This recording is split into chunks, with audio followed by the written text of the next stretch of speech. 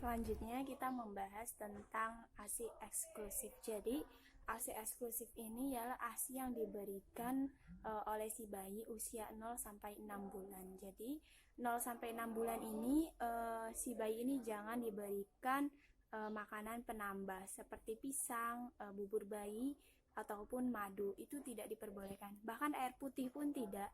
Jadi ASI eksklusif ini ASI yang benar-benar murni dari air susu ibu. Jadi ini ada beberapa cara penggunaan, cara proses pemberian ASI eksklusif. Nah, kita bisa lihat gambar ya teman-teman. Ini jadi langkahnya. Pertama itu pijat payudara dan tekan areola. Jadi areola ini gambar yang hitam. Nah, ini disebut dengan areola. Dengan pijatnya dengan ibu jari, kemudian dipijat sampai keluar 2-3 tetes ASI.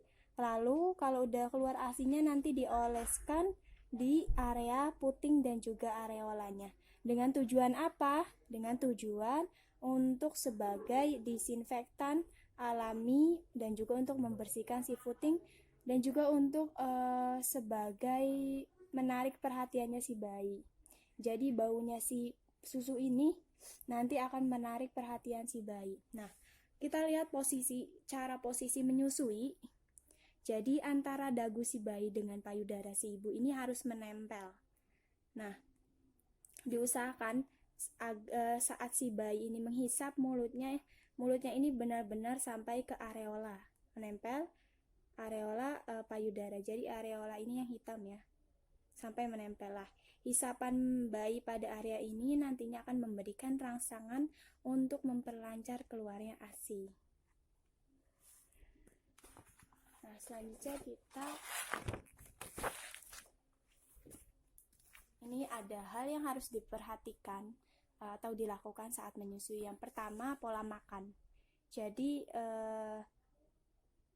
peraturan atau perencanaan pola makan yang baik ini akan menghasilkan produksi ASI yang baik juga.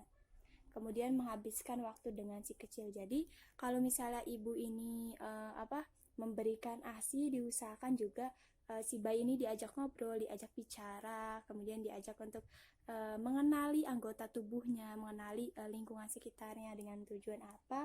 Untuk adanya ikatan batin antara ibu dan juga si bayi.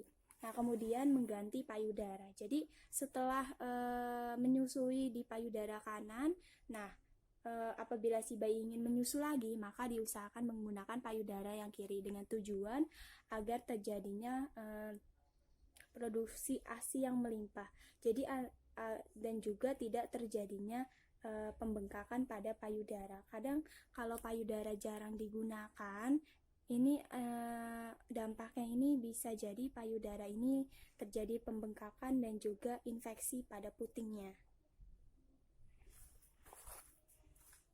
Selanjutnya ini bagaimana sih cara menyimpan ASI yang baik itu? Nah, jadi nanti pertama-tama kalau misalnya diperah, itu botolnya ini harus diberi label tanggal dan juga nama. Kemudian nanti botolnya ini disimpan pada bagian freezer. Nah, bagian freezernya ini bagian freezer yang paling dalam ya. Kemudian apabila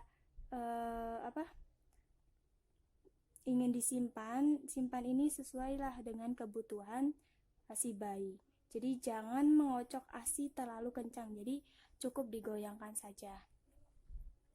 Nah, nantinya si ASI ini yang taruh di freezer ini dapat bertahan selama 2 minggu dengan suhu 10-29 derajat Celcius. Kemudian gimana cara menggunakan ASI? Jadi nanti beri terlebih dahulu ASI perah yang lebih awal kita simpan di dalam kulkas ataupun freezer pada yang baru kita simpan. Jadi stok yang dulu kita kasih terlebih dahulu. Nah, yang baru kita perah itu kita simpan untuk di kemudian hari. Nah, nanti bayi ini dapat meminum ASI yang dingin ataupun hangat, tapi disarankan yang hangat. Nah, nanti ASI beku yang telah dicairkan sebaiknya ini tidak dibekukan kembali. ASI yang muncul berserabut, kemudian busuk, ini tidak baik untuk diminum. Itu kemungkinan ASI-nya ini sudah basi. Nah, kemudian bagaimana sih waktu yang tepat untuk menyusui si bayi?